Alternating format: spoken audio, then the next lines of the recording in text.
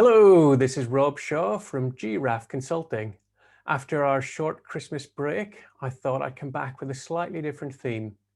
At the end of 2020, we had 3 videos discussing agricultural disasters, 2 in Africa and 1 in South America. If you remember, there was the East African Groundnut Company that was run by the British government and was a complete monumental disaster. Then there was RG Turnot in West Africa in Liberia. And finally, the great Henry Ford in South America with his plan for a rubber plantation. But today, as I said, we're going to go back to some basic business principles. And today, I'm going to be talking about the triangle of death. So, the triangle of death.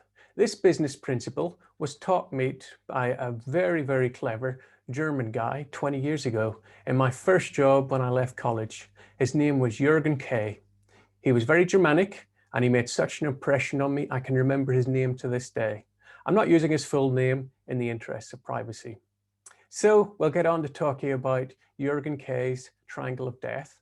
But first, I want to talk about value. If you speak to any academic or marketing guru, they'll often use the term value proposition. What do they mean by that? Well, if you're a manufacturing business churning out products, you've got the cost of your inputs, the cost of remanufacturing those, then you've got your overheads and your labor, and you have to be able to add a profit, at least if you want to be in business for long. So you have to add significant value to those raw materials to make it worthwhile your customers buying from you. It's no different if you're providing a service. You have to be providing some sort of value that's worthwhile to your customers. Those marketing gurus and business gurus and academics will often talk about the 3 success propositions. The first one, operational excellence. And there you got to think of companies like McDonald's.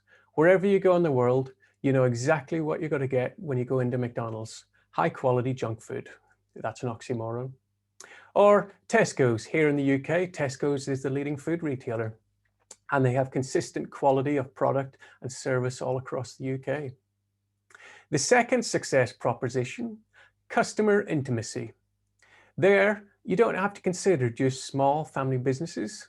Utility Warehouse has got legendary call center staff and customer service. I've used them myself. They're head and shoulders above any other call center. Or Waitrose, another food retailer, slightly different segment of the market, but you get a cup of coffee there when you finish your shopping and a chance to sit down and read a newspaper, at least in normal times. The final success proposition, product leadership. There, you got to think of companies like Apple. Apple have led the smartphone segment since it was invented because of the quality of their product. Also Tesla, who are currently leading the electric car segment. Because of their technical excellence, no one else can touch them. They're so innovative and right on the edge of modern technology. So that gets us back to Jürgen Kay and the triangle of death. I nearly said his full name there. So everyone's familiar with the principle of a 3-legged stool. Everyone's familiar with the idea that with a 3-legged stool, unless all 3 legs are strong and sturdy and of an equal length, and touching the ground, the stool will be unstable. Lose 1 leg and your 3-legged stool will be unstable. Well, the triangle of death has 3 points: price, quality, and service. But Jürgen Kay taught me that you can only compete on 2 out of those 3 points. You have to choose which 2 you're going to compete on.